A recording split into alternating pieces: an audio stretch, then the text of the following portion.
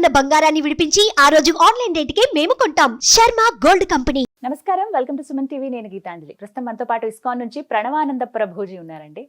ప్రభుజీ గురించి ప్రత్యేకంగా చెప్పాలా, వారు చెప్పేటువంటి మాటలు ప్రత్యేకంగా కృష్ణ భగవానుడు గురించి, అలాగే వారి లీలల గురించి కావచ్చు, ప్రత్యేకించి కొన్ని లైఫ్ లెసన్స్ అనేవి చాలా మందిని వాళ్ళ జీవితంలో డౌన్ అయిపోయినటువంటి సిచ్యువేషన్స్ నుంచి బయటికి రాగలిగాము, అక్కడి నుంచి మేము బయటపడ్డాము అని చెప్పారు. అలాగే ప్రతి అంశం పైన మనకు అర్థమయ్యే రీతిలో వివరిస్తూ ఉంటారు. ఇందులో భాగంగా వారి గురించి తెలుసుకోవాలి, వారి దినచర్య ఏంటనేది కొంతమంది ప్రశ్నలు అడిగారు కామెంట్స్ రూపంలో. అలాగే మీరు ఏవైతే ప్రభుజీ గారి గురించి తెలుసుకోవాలి, వారి మాటల్లో విందామని అడిగారో అవే ఇవాళ ఇంటర్వ్యూలో మనం మాట్లాడబోతున్నాం. ఇంకా ఆలస్యం చేయకుండా ప్రారంభిద్దాం. హరే కృష్ణ ప్రభుజీ. హరే కృష్ణ. ప్రభుజీ, పునర్జన్మలు అనేవి అసలు ఉన్నాయా? ఎందుకంటే రీసెంట్గా జరిగిన ఇష్యూస్లో ఫలానా ఒక వ్యక్తి చనిపోతే కొన్ని సంవత్సరాలకి మళ్ళీ అక్కడ వేరే ప్రాంతంలో వాళ్ళు పుట్టి గత జన్మలో నేను ఇలా ఉన్నాను అని చెప్పి వాళ్ళ ఫ్యామిలీ మెంబర్స్ అందరినీ గుర్తుపట్టడం, ఇలాంటివి కొన్ని ఘటనలు జరిగాయి. ఎప్పుడో విన్నా, ఇప్పుడు లేటెస్ట్గా జరిగేటప్పటికి చాలా మందిలో సందేహం, నిజంగా ఉంటాయి ఆ జన్మలు అనేవి? అవి ఉంటే కనుక మరి దేవుడు కూడా అలాగే జన్మించాలి కదా ప్రతి ఇదిలో. అలా మనం ఎవరినైనా గుర్తించగలమా? అసలు మనం ముందు జన్మ అనేది ఈజీగా తెలుసుకోగలమా అనేది ఇలా చాలా మంది క్వశ్చన్స్ అనమాట. ఏం చెప్తారు? దేవుడు విషయం చెప్తాను. స్వామి ఆల్రెడీ ఆ విషయం చెప్పారు, సంభవామి యుగే యుగే అని. అవును. ప్రతి యుగంలో యుగ ధర్మాన్ని కాపాడడానికి పరిత్రాణాయ సాధూనాం వినాశాయ చ దుష్కృతాం ధర్మ సంస్థాపనార్థాయ సంభవామి యుగే యుగే అని స్వామి అయితే ఇంకా ఎన్నో అవతారాలలో స్వామి వస్తూ ఉంటారు మనందరినీ సంరక్షించడానికి. ఇప్పుడు మనుషుల పట్లకు వస్తాం.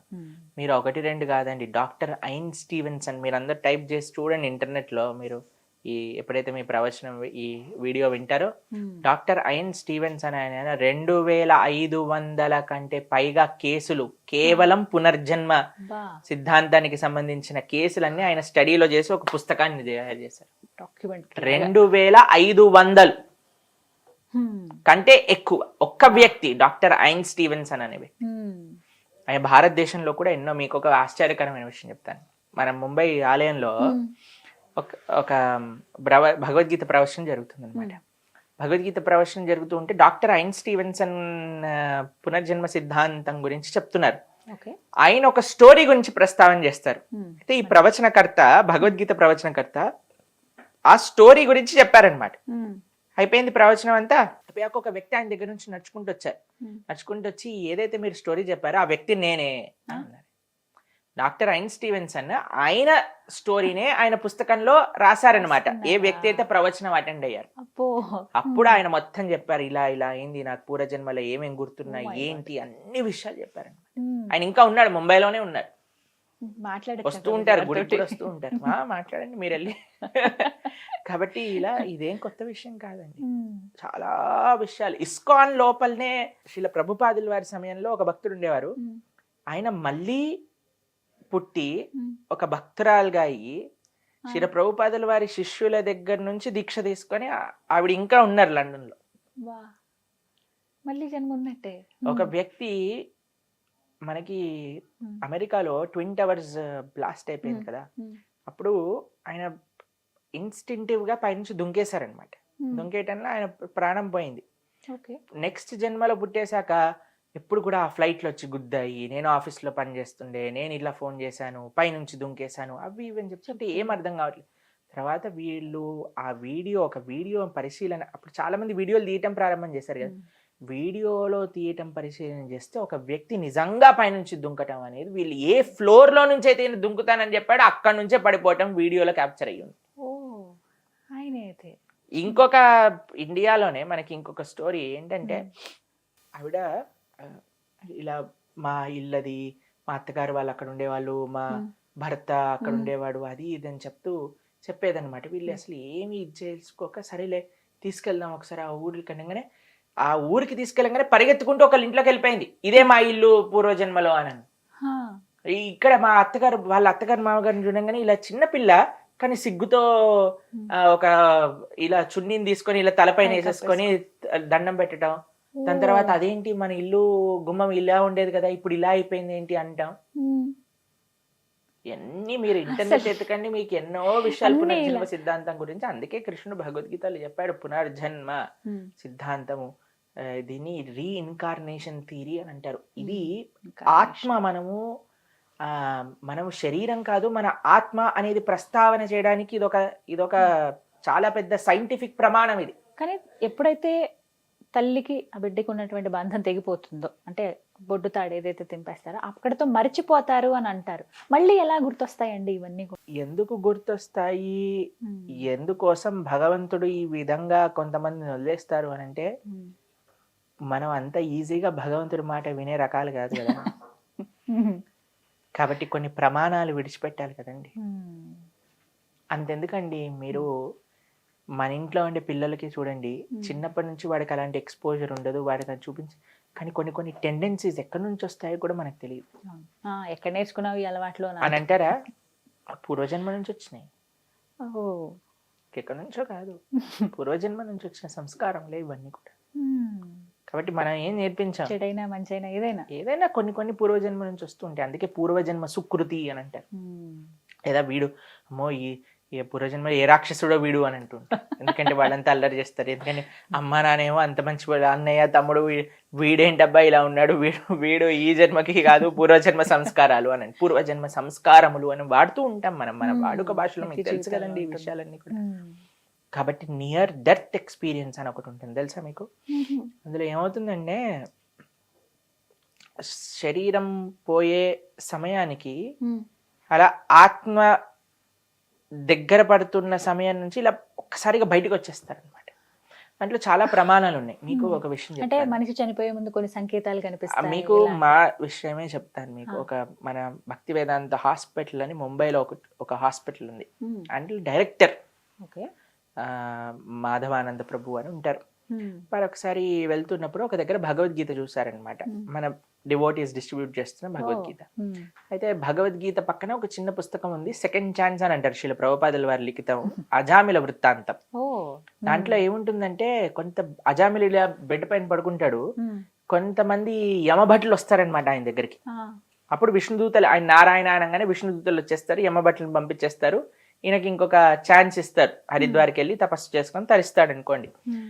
అయితే ఈయన భక్తుడు కాకముందు విషయం అనమాట. ఈయన నడుస్తూ వెళ్తున్నారు, చూడంగానే అరే ఇలాంటి వాళ్ళని నేను కూడా చూశాను అని అన్నాడు. ఎవరిని చూసి అంటున్నాడు? యమభట్లను చూసి అంటున్నాడు అనమాట. ఇలాంటి వాళ్ళని నేను కూడా నా జీవితంలో చూశాను. ఏమైంది, ఎందుకు చూసాను అంటే, కొంతమంది వచ్చారు నా దగ్గరికి.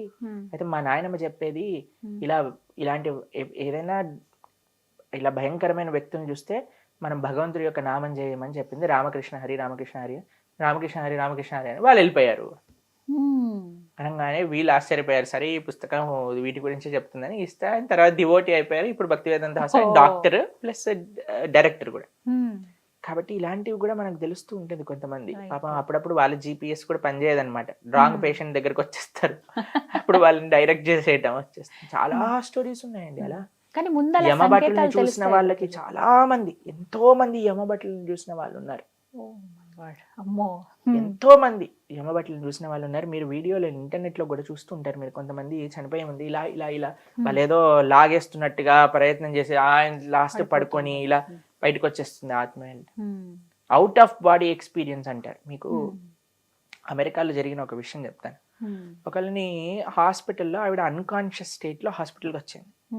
ఐసీయూలోకి తీసుకెళ్లారు, ఆపరేషన్ చేశారు. ఒక 1 day తర్వాత అనెస్థీషియా అంతా పోయాక ఆవిడ మామూలు కాన్షియస్నెస్కి వచ్చింది. కాన్షియస్నెస్కి వచ్చాక, మీ హాస్పిటల్ టెర్రస్ నుంచి చూస్తే ఎంత పెద్దగా ఉంటుంది, టెర్రస్ పైన ఎంత బాగా ఇవ్వున్నాయి, టెర్రస్ పైన ఒక పార్ట్లో అంతా ఫుట్బాల్ ఉన్నాయి, హాస్పిటల్లో ఫుట్బాల్ ఏం చేస్తుంది, బాటిల్ ఉన్నాయి, బాటిల్ ఏం చేస్తున్నాయి. డాక్టర్లు అందరూ ఎంత షాక్ అయిపోతారు, ఎందుకంటే ఎప్పుడు ఆ టెర్రస్ ఓపెన్ చేయరు, టెర్రస్ ఎప్పుడు కూడా లాక్డ్ ఉంటుంది. సరే అని నిజంగా ఈవిడ చెప్పేది నిజమేనా అని టెర్రస్ తీసి చూసేసరికి ఫుట్బాల్, బాటిల్లు, చెత్త, ఆవిడ ఎలా అయితే డిస్క్రైబ్ చేసిందో అన్నీ అలానే ఉన్నాయి. ఎప్పుడు చూసావు నువ్వు అని అంటే, అదేంటి నేను 2-3 సార్లు టెర్రస్ పైకి వెళ్ళేసి వచ్చాను అని. ఏమంటారంటే అవుట్ ఆఫ్ బాడీ ఎక్స్పీరియన్స్ అంటారు అనమాట. శరీరం ఉంటుంది కానీ ఆత్మ కొద్దిసేపటి వరకు బయటికి వెళ్ళి వచ్చేస్తుంది అనమాట మళ్ళీ. అలా ఉంటుంది. కాబట్టి near death experience, out of body experience, reincarnation, ఇవన్నీ కూడా మనకి ఒక ఆత్మ ఉన్నది. ఇవన్నీ మీరందరూ ఇంటర్నెట్ లో, సరే అందరికి ఫోన్లు ఉన్నాయి, 5G ఉంది, బ్రహ్మాండంగా సెర్చ్ చేసుకోండి. ఎన్ని పేపర్ల వందల వేల పేపర్ల స్టడీ రీసెర్చ్ కేవలం రీఇన్కార్నేషన్ పైన, near death experience, out of body experience, వందల వేల వీడియోలు మీకు ఇంటర్నెట్ లో దొరుకుతాయి. అంటే అలా కనిపించిన వాళ్ళందరూ కూడా డెత్ దగ్గరలో ఉందని భావించాలా? అలా ఏం లేదండి, అలా ఏం లేదు. కానీ చెప్తారు కదా, చెప్తున్నాను, చనిపోయే ముందు ఇన్ని సంకేతాలు కనపడతాయి. పునర్జన్మ సిద్ధాంతం ఉన్నది. సనాతన వైదిక ధర్మం ఏదైతే ప్రస్తావన చేస్తుందో అది ఉండి తీరుతుంది అనడానికి ప్రమాణాలు చెప్తున్నాను. డాక్టర్ ఐన్ స్టీవెన్స్ అనేవి మన ఆంధ్రాలో పుట్టిన ఈయన వైదికుడు కాదు కదా, ఆయన ఎక్కడో పుట్టాడు, అయినా సరే ఆయన ప్రస్తావన చేస్తున్నారు. కానీ పునర్జన్మలు ఉన్నాయి, ఇది నమ్మాలి అందరూ కూడా కదండి. ఏమో ముందు ఇలాంటివి విన్నప్పుడే అనిపిస్తుంది ప్రభుజీ, ముందు జన్మలో ఏమై ఉన్నావో అని. ముందు జన్మలో ఏమై ఉన్నాము అనేది మనం ఇప్పుడు ఏం చేస్తామో దాన్ని బట్టి ఉంటుంది. అంతేనా? మనం ధార్మికంగా కలవటం, మందిరాలకు వెళ్ళటం, ఇది నిజంగా పూర్వజన్మ సుకృతమేగా. అంతే కదా, ఖచ్చితంగా. మమ్మల్ని కలవటం ఏమో కానీ మందిరాలకు వెళ్తూ మంచి ఆధ్యాత్మిక కార్యక్రమాలు చేయడం పూర్వజన్మ సుకృతం అనే చెప్పుకోవాలి. భాగవతోత్తముల యొక్క సాంగత్యం అనేది పూర్వజన్మ సుకృతం లేకపోతే మనకు అయితే మనకి లభించచ్చండి భక్తుల యొక్క సాంగత్యం, ఒక మంచి ధార్మికమైన సేవ చేసుకొని. కానీ దాన్ని సీరియస్గా తీసుకోవాలి.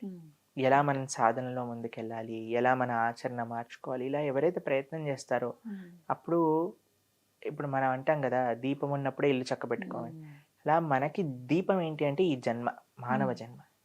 ఇది ఉన్నప్పుడే మనం ఎలా భగవంతుడి దగ్గరికి వెళ్ళాలి, దేశం కోసం ఏం చేయాలి, సమాజం కోసం ఏం చేయాలి, ధర్మం కోసం ఏం చేయాలి అని పరితపించాలన్నమాట. పరితపించడమే కాకుండా ఆ విధంగా ముందుకు కూడా వెళ్ళాలి. సాధన, సేవ, సత్సంగం, ఈ మూడు చాలా ముఖ్యం. కాబట్టి మనం ఏం భయపడాల్సిన అవసరం లేదు. యమబట్లు, చావు, మరణం. గేయం గీతా నామ సహస్రం. శంకరాచార్యులు గారు భజగోవింద స్తోత్రంలో ఈ విషయం చెప్తారు. ఎవరైతే కించిత గీత గంగాజలపి కనికాపీత సకృతపియేన మురారి సమర్చ క్రియతే తస్య యమేనన చర్చ అంటే, గేయం గీత నామ సహస్రం, గీతను అధ్యాయం చేసేవాళ్ళు, విష్ణు సహస్రనామం చెప్పేవాళ్ళు, గంగా గీత ఆరాధన చేసేవాళ్ళు, గోవిందుడి యొక్క నామం చెప్పేవాడు, వారికి క్రియతే తస్య యమేనన చర్చ అని అంటారు. అటువంటి వాడు యముడు గురించి మాట్లాడుకోవాల్సిన అవసరం లేదు, ఎందుకంటే యముడు వాడి దిక్కు కూడా రాడు. చాలా చక్కగా చెప్పారు ప్రభుజీ. హరే కృష్ణ. హరే కృష్ణ.